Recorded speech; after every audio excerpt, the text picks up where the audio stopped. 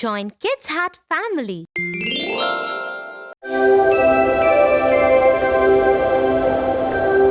Jingle bells, I love Christmas and I love Santa. Me too. But Tofu, do you know we call it Christmas because Jesus Christ was born that day? Really? No. But now you tell me. Please tell me a Christmas story. Tell me Jesus Christ's birthday story. Today, I'll tell you the most wonderful story of them all. The birth of Jesus Christ. The Christmas story. About 2,000 years ago, in a small town called Nazareth, there was a little house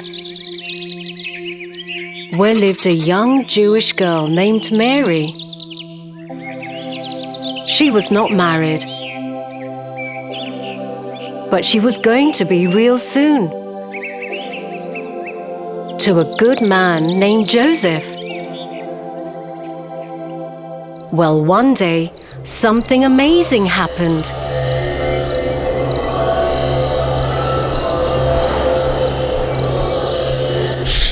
An angel of the Lord's, Gabriel, a very important angel, appeared to Mary. Who are you? I am Gabriel. Don't be afraid, Mary. You have found favor with God. He loves you very much. God has sent me here to tell you that soon you'll have a son. Huh? Me? A son? Yes, a son. He will be called Jesus. He will be great and will be called the Son of God. Mary was very obedient, and she said, I am the handmaid of the Lord. May God do with me as He wants to.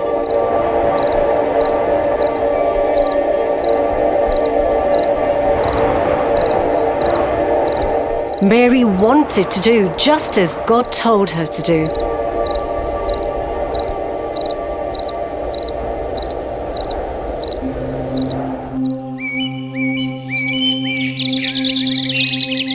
Just near the time Mary was about to have her baby, the Roman Emperor sent soldiers to announce a new law. Okay, listen everyone.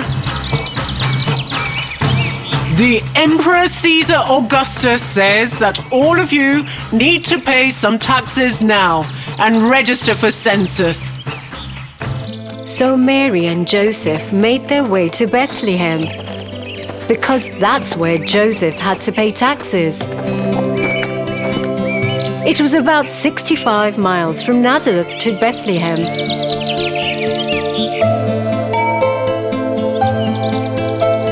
And the trip took many, many days.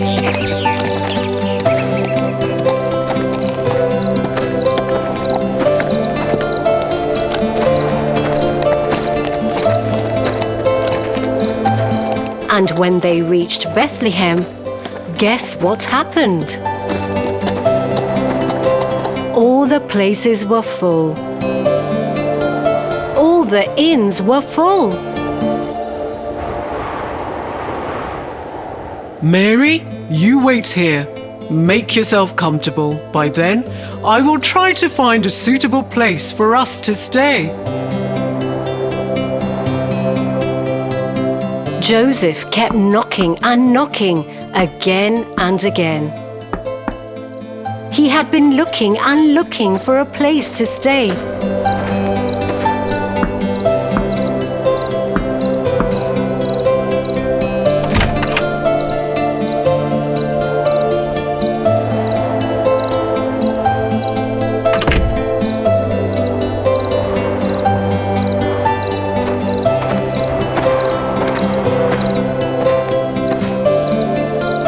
And Mary was about to have a baby. Well, I have tried almost all the inns, and it looks like all of them are full. Dear Mary, how do you feel? I am very tired, Joseph. But please don't worry. I am sure God will provide a place for us. Poor Joseph and Mary were so tired and didn't know what to do. Oh God, tell me what to do. Help me. I have no idea, no clue. It's sad that Mary and Joseph had no place to stay, no place to go. A place no one would have expected the Son of God to be born in. It wasn't a palace, not some castle, not in a fancy building either. God's Son was born in a humble small stable.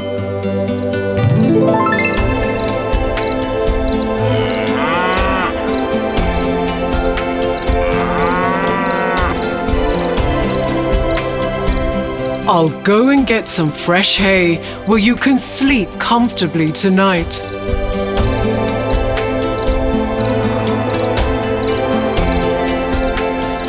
That night, Jesus was born.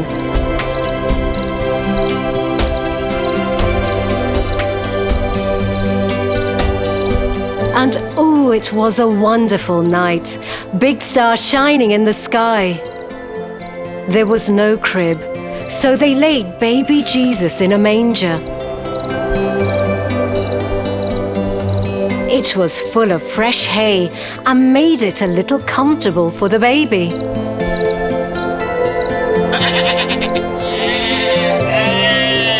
Near Bethlehem, that night there were some shepherds keeping watch over their flocks of sheep. When suddenly an angel appeared to them.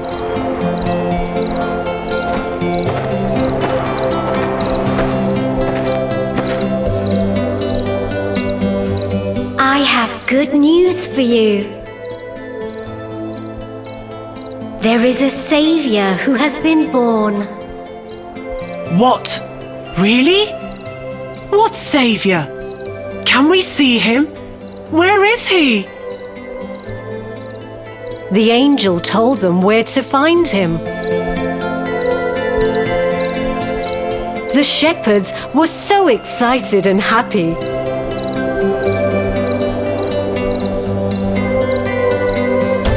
They ran to the stable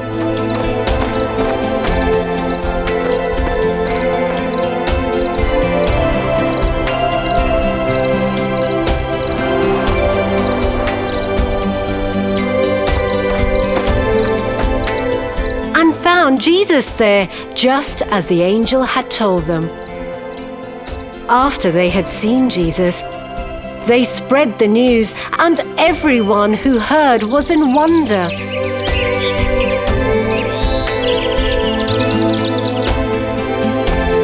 In wonder, just like you are. Doesn't it sound magical, Tofu? So magical and fun, Tia. I am happy the angels took care of them all. Joseph, Mary, and baby Jesus. Thank you for telling me the Christmas story. I'll tell it to everyone in my school tomorrow.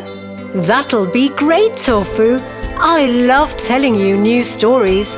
But be careful and don't fall off that ladder. There are no angels here to save you. You are my angel. I'll always love you, Tofu. Merry Christmas.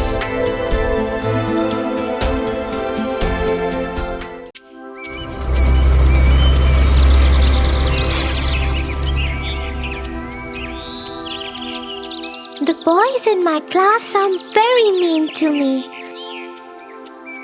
They are so tall and big that I always have to listen to whatever they say. I am afraid to disagree with them. Size has nothing to do with courage, Tofu. You don't have to be afraid just because you're short. Have you heard the story of Peter Pan?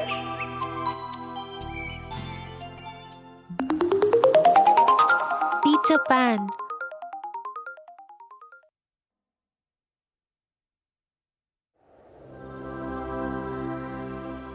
Once upon a time, in London, the darlings went out to a dinner party, leaving their 3 children, Wendy, John, and Michael, at home.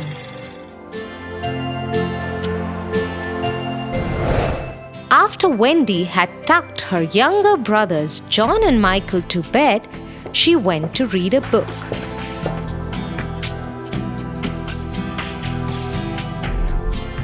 She heard a boy sobbing outside her window.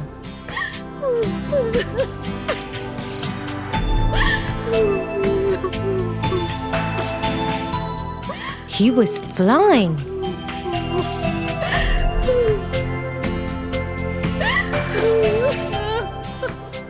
There was a little fairy fluttering around him. Wendy opened the window to talk to him. "Hello, who are you? Why are you crying?" "My name is Peter Pan. My shadow wouldn't stick to me." "Don't worry. Come inside." Peter agreed.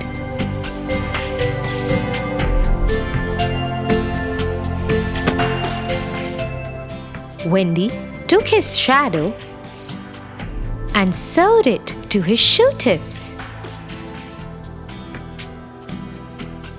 Now his shadow followed him wherever Peter Pan went. He was delighted. "Thank you so much.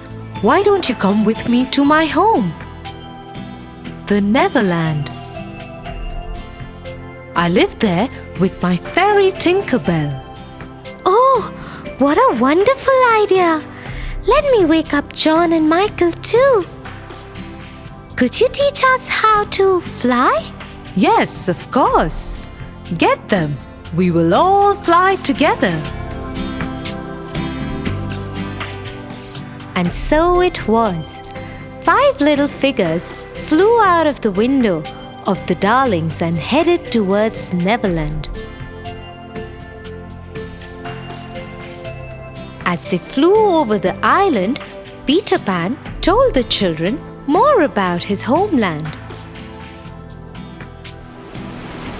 That island is Neverland. All the children who get lost come and stay with Tinkerbell and me. The Indians also live in Neverland. The mermaids live in the lagoon around the island. And a very mean pirate called Captain Hook keeps troubling everyone. Captain Hook? Yes, a crocodile bit off his one arm. So the captain had to put a hook in its place. Since then, he's afraid of crocodiles. And rightly so. If the crocodile ever found Captain Hook, it will eat up the rest of what it couldn't eat the last time. Soon they landed on the island. And to the surprise of Wendy, John, and Michael, Peter Pan let them in through a small opening in a tree. Inside the tree was a large room with children inside it. Some were huddled by the fire in a corner, and some were playing amongst themselves. Their faces lit up when they saw Peter Pan, Tinkerbell, and their guests. "Hello, everyone. This is Wendy, John, and Michael. They will be staying with us from now on." "Hello, Wendy, John, and Michael."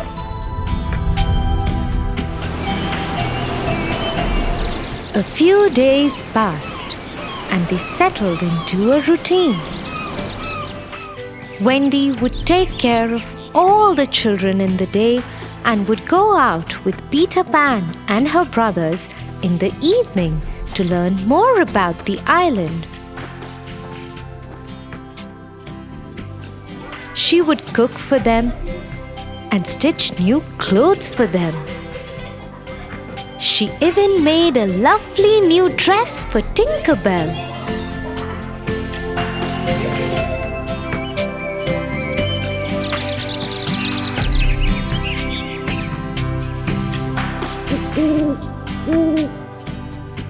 One evening, as they were out exploring the island, Peter Pan warned everyone and said, "Hide! Hide!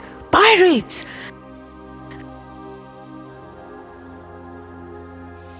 And they've kidnapped the Indian princess, Tiger Lily. They've kept her there, tied up by the rocks near the water." Peter was afraid, and the princess would drown if she fell into the water. So, in a voice that sounded like Captain Hook, he shouted instructions to the pirates who guarded her. "You fools! Let her go at once! Do it before I come there, or else I will throw each one of you into the water." The pirates got scared and immediately released the princess. She quickly dived into the water and swam to safety of her home.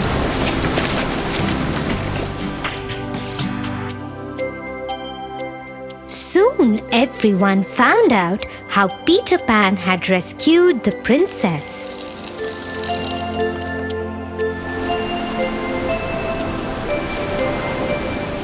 When Captain Hook found out how Peter Pan had tricked his men, he was furious and swore to have his revenge.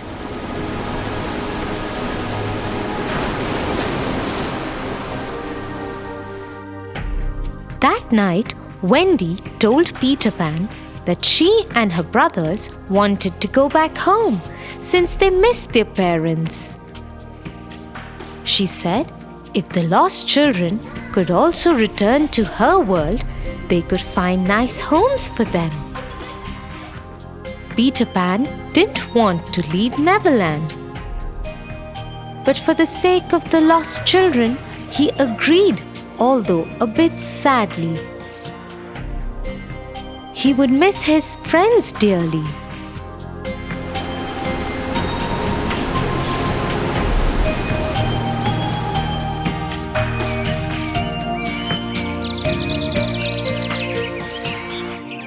The next morning, all the lost children left with Wendy, John, and Michael.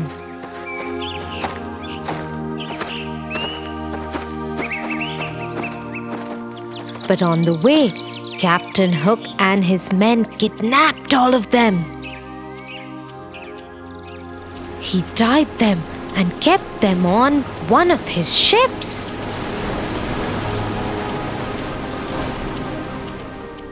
As soon as Peter found out about it, he rushed to the ship. He swung himself from a tree's branch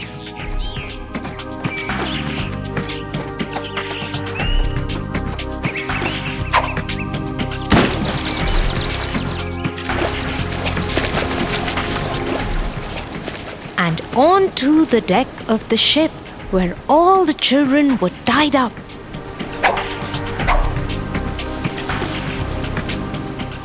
He swung his sword bravely and threw over the pirates who tried to stop him. Quickly, he released everyone from the captor's ties. Wendy, John, Michael, and Tinker Bell helped all the children into the water, where their friends from the Indian camp were ready with smaller boats to take them to safety. Peter Pan now went looking for Captain Hook. "Let us finish this forever, Hook." "Yes, Peter Pan, you have caused me enough trouble. It is time that we finish this. With his sword drawn, he raced towards Peter Pan. Quick on his feet, Peter Pan stepped aside and pushed Hook into the sea, where the crocodile was waiting to eat the rest of Hook. Everyone rejoiced as Captain Hook was out of their lives forever. Everybody headed back to London. Mr. and Mrs. Darling were so happy to see their children, and they agreed to adopt the lost children. They even asked Peter Pan to come and live with them. But Peter Pan said he never wanted to grow up, so he and Tinkerbell will go back to Neverland. Do visit us sometime, Peter Pan. I will, Wendy. Promise. And he flew out of the window with Tinkerbell by his side.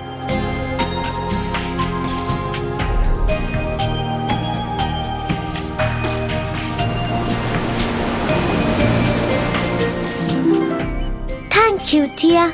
I feel much better. The next time the boys are mean to me, I will find a nice way out. Very good, Tofu. Now come, I can see Mom's car right there.